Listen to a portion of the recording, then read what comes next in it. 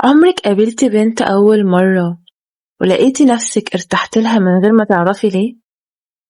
وفي المقابل أكيد قابلتي شخصية شكلها حلو، لابسة شيك وبتتكلم كويس، بس حسيتي إن في حاجة منفراكي، حاجة مخلياكي مش مرتاحلها. الغريب إن السبب في أغلب الأحيان مش بيكون شكلها ولا صوتها ولا حتى كلامها. السبب بيكون حاجة أغلب الناس مش واخدة بالها منها. الحاجة دي هي لغة الجسد. في أقل من 5 ثواني المخ بيكون انطباع عنك قبل حتى ما تنطقي أول كلمة. يعني ممكن تكوني شخص جميل ومؤدبة ومثقفة، لكن لغة جسمك تقول للناس حاجة تانية خالص. وممكن بنت تانية ملامحها عادية جدا، لكن أول ما تدخل مكان كل العيون بتروح عليها. ايه الفرق؟ الفرق مش في الجمال، الفرق في الرسائل اللي جسمها بيبعته من غير ما تحس. وعشان كده حلقة النهاردة ممكن تغير الطريقة اللي الناس بتشوفك بيها. ولو سمعت الحلقة للآخر هتعرفي أخطاء يمكن بتعمليها كل يوم، وهي السبب إن حضورك أقل بكتير من اللي تستحقيه. ولو بتحبي محتوى تطوير الشخصية والجاذبية والأنوثة والثقة بالنفس، اعملي لايك واشتركي في القناة، عشان كل أسبوع بننزل حلقات هتخليكي تطوري من نفسك خطوة بخطوة. ويلا نبدأ. أول غلطة إنك بتحاولي تباني صغيرة. في ناس أول ما تدخل أي مكان بتضم كتافها وتنزل راسها وتحاول ما تاخدش مساحة، كأنها بتقول أنا أسفة إني موجودة. حتى وهي قاعدة تلاقي نفسها منكمشة، إيديها لازقة في جسمها ورجليها مقفولة. كل ده بيدي رسالة لمخ اللي قدامك إنك مش واثقة في نفسك. الناس الواثقة مش بتاخد مساحة عشان تتكبر، هي بتاخد مساحة لأنها مرتاحة. افردي ظهرك وارخي كتافك وارفعي راسك بشكل طبيعي، مش بتكبر، لكن بتقولي للعالم أنا مرتاحة مع نفسي. والفرق ده لوحده بيغير الانطباع بنسبة كبيرة جدا. تاني غلطة، الابتسامة الغلط. في ناس مش بتبتسم خالص، وفي ناس العكس، مبتسمة طول الوقت. والاتنين غلط، لأن الابتسامة اللي جاية في وقتها أقوى بكتير من الابتسامة المستمرة. لما تفضلي مبتسمة طول الوقت الابتسامة بتفقد قيمتها، ولما مش بتبتسمي نهائي بتباني متجهمة. الابتسامة الحقيقية بتبان في العين، ولما تكون طبيعية الناس بتحس بيها فورا.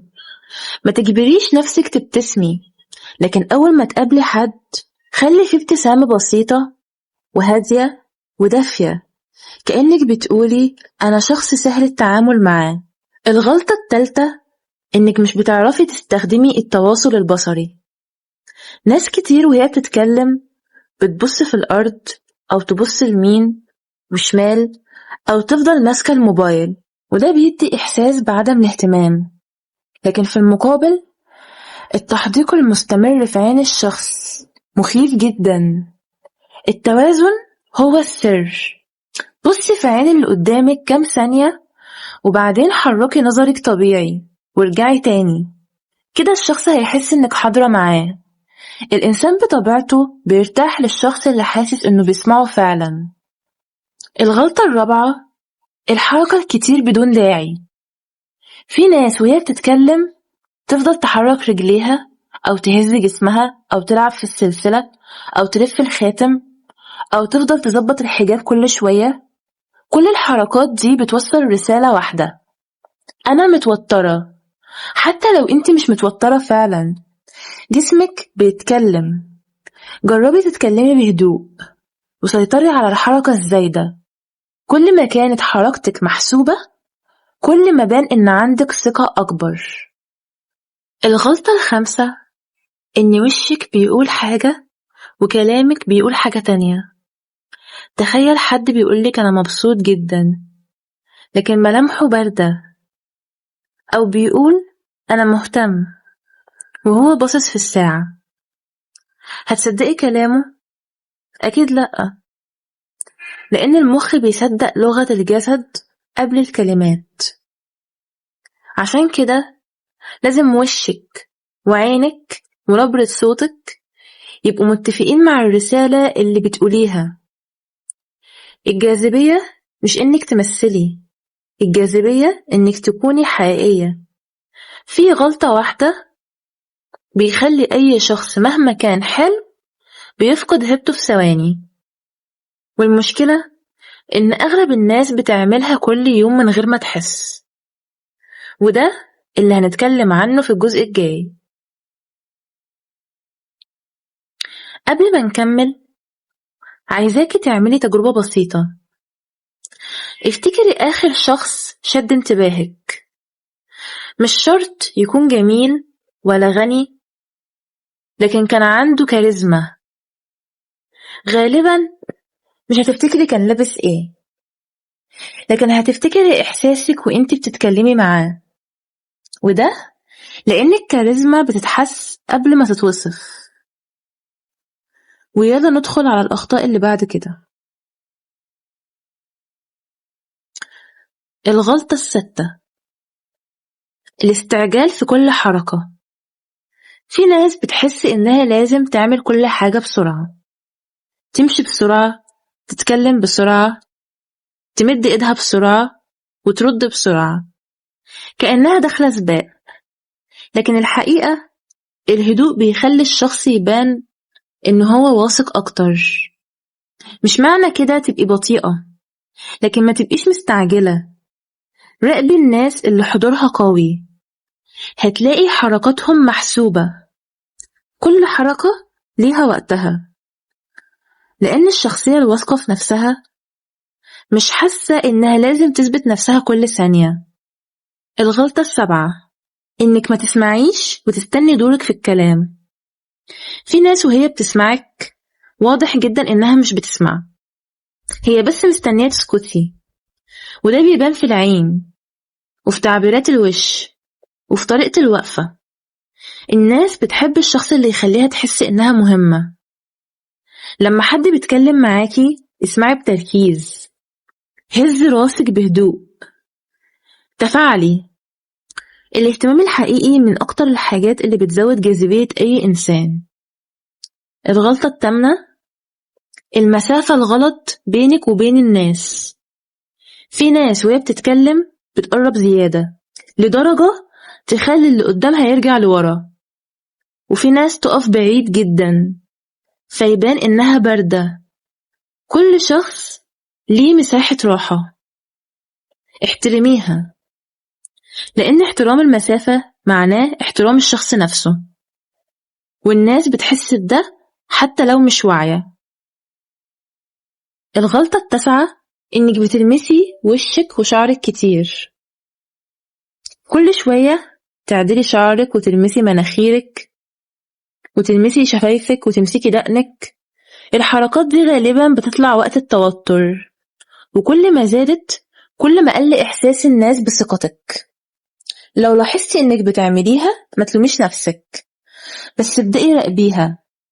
مجرد الوعي بيها هيخليكي تقلليها تدريجيا. الغلطة العاشرة: الوقفة المنهكة. في فرق كبير بين شخص واقف كأنه شايل هم الدنيا وشخص واقف مرتاح. لو ظهرك منحني وراسك لتحت حتى لو انت مبسوطة، الناس هتحس ان طاقتك منخفضة. جربي كل يوم تقفي قدام المراية دقيقة، ظهرك مستقيم وكتافك مرتاحة ودقنك مرفوعة بشكل طبيعي. مش تكبر لكن اتزان. هتتفاجئي قد ايه شكلك اختلف. بس عايزة اقولك حاجة، لغة الجسد مش تمثيل، مش انك تحفظي 20 حركة وتطبقيهم، لان الناس اذكى مما نتخيل، ولو كنت بتمثلي هيحسوا. لغة الجسد الحقيقية بتبدأ من اللي جواكي. لما تحترمي نفسك، جسمك بيتغير. لما تبطلي تقارني نفسك بالناس، وقفتك بتتغير. لما تبطلي تخافي من رأي كل واحد، نظرتك بتتغير. يعني احنا مش بنصلح الجسم، احنا بنصلح الرسالة اللي طالعة منه. لكن لسه في 5 غلطات، دول أخطر من كل اللي فات. وفي واحدة منهم بالتحديد بيخلي أي بنت أو شاب يبان محتاج قبول الناس طول الوقت، وده للأسف بيفقده جزء كبير جدا من جاذبيته. وده اللي هنتكلم عنه دلوقتي في الجزء ده. في حاجة غريبة جدا، في ناس أول ما تدخل أي مكان تحس إن المكان كله وقف يبصلها، فتبدأ تراقب نفسها. أنا ماشية إزاي؟ إيدي عاملة إيه؟ الناس بصالي؟ شكلي حلو؟ اتكلمت كتير؟ والحقيقة إن أغلب الناس أصلا مشغولة بنفسها، لكن أول ما تبدأ تراقب نفسك زيادة، جسمك بيترجم التوتر ده، وده بيخلينا نوصل لأول غلطة في الجزء ده: طلب القبول من كل الناس.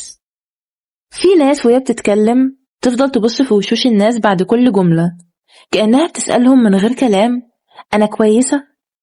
عجبكم اللي قلته؟ موافقين عليا؟ وده بيظهر في الابتسامة الزايدة، وفي الضحك على أي حاجة، وفي الموافقة على كل الآراء حتى لو مش مقتنعة. الجاذبية مش إن كل الناس تحبك، الجاذبية إنك تكوني مرتاحة مع نفسك حتى لو مش كل الناس وافقتك، لأن الشخص اللي بيدور على رضا الجميع غالبا بيخسر نفسه. الغلطة اللي بعد كده: الاعتذار المستمر. أسفة، معلش، أسفة إني سألت، أسفة إني اتكلمت. الاعتذار لما تغلط أخلاق، لكن الاعتذار عن وجودك بيقلل من قيمتك قدام الناس. لو دخلت مكان ادخله بثقة، لو عندك سؤال اسأله، لو ليك رأي قوله باحترام من غير ما تعتذر عن حقك في الكلام. الانشغال بالموبايل. أول ما يحصل ثانية صمت تمسك الموبايل، وأول ما تستني حد تمسكي الموبايل، وأول ما تزهقي تمسكي الموبايل. مع الوقت الموبايل بقى بيحرم ناس كتير من إنها تتعلم الحضور. الشخص الجذاب بيعرف يكون موجود، يبص حواليه، يراقب، يبتسم، بيتفاعل، مش بيستخبى ورا شاشة. الصوت والوقفة مش متوافقين. في ناس واقفة بثقة لكن صوتها واطي جدا، وفي ناس صوتها عالي جدا لكن جسمها كله خوف. أقوى حضور هو لما الجسم والصوت يشتغلوا مع بعض. اتكلمي بسرعة متوسطة وخدي نفسك وقولي الجملة بهدوء، لأن الهدوء مش ضعف، الهدوء أحيانا أقوى من أعلى صوت. آخر غلطة هنقولها: إنك مش مرتاحة مع نفسك، وده أهم غلطة في الحلقة كلها. ممكن تحفظي كل قواعد لغة الجسد، وتعرفي تمشي إزاي، وتبصي إزاي، وتقعدي إزاي، لكن أول ما تكوني من جواكي شايفة نفسك أقل، جسمك هيفضحك، لأن لغة الجسد هي انعكاس للعقل. لو كل يوم بتقولي لنفسك أنا مش كفاية، أنا أقل من غيري، أكيد الناس هتنتقدني، جسمك هيصدق الكلام ده. لكن لو بدأتي كل يوم تعاملي نفسك باحترام، وتتكلمي مع نفسك بلطف، وتعرفي إن قيمتك مش مرتبطة برأي أي حد، هتلاقي لغة جسمك اتغيرت من غير ما تقصد. افتكري إن الجاذبية مش إنك تبقي أجمل واحدة في المكان، ولا إنك تلبسي لبس غالي، ولا إن الناس كلها تبص عليكي. الجاذبية الحقيقية إن اللي يقابلك يحس بالراحة، يحس إنك واثقة لكن مش متكبرة، هادية لكن مش باردة، لطيفة لكن مش ضعيفة، وقوية من غير استعراض. وأحب أقولك حاجة يمكن محدش قالهالك قبل كده، في ناس جميلة جدا لكن حضورها بيختفي أول ما تتكلم، وفي ناس شكلها عادي جدا لكن أول ما تدخل أي مكان الكل بيحس بوجودها. السر عمره ما كان في الملامح، السر في الشخصية، والشخصية بتظهر قبل الكلام عن طريق لغة الجسد. ولو وصلت لحد هنا فأنت فعلا من الناس اللي بتحب تطور نفسها، وده شيء يستحق الاحترام. اكتبيلي في الكومنتات هبدأ أطور من نفسي، وقولي ايه أكتر عادة من اللي اتكلمنا عنها اكتشفتي إنها عندك، وايه أول حاجة تشتغلي عليها من النهاردة. ولو الحلقة فادتك اعملي لايك واشتركي في القناة وفعلي الجرس، لأننا كل حلقة بنتكلم عن الجاذبية ولغة الجسد والأنوثة والثقة بالنفس وتطوير الشخصية بشكل عملي تقدري تطبقيه في حياتك. وافتكري دايما الناس ممكن تنسى كلامك وممكن تنسى شكلك، لكن عمرها ما هتنسى الإحساس اللي سبتيه جواها. أشوفكم الحلقة الجاية. باي باي.